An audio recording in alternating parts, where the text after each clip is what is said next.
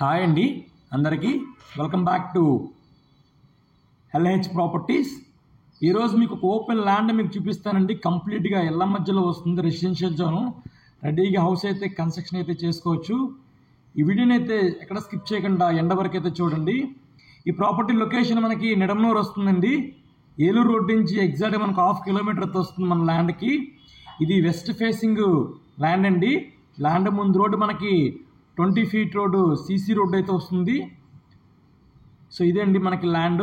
ఇదంతా మనకి ల్యాండ్. ఇది మనకి వెస్ట్ ఫేసింగ్ ల్యాండ్. ఇది టోటల్గా 162 గజాలండి. Non layout land.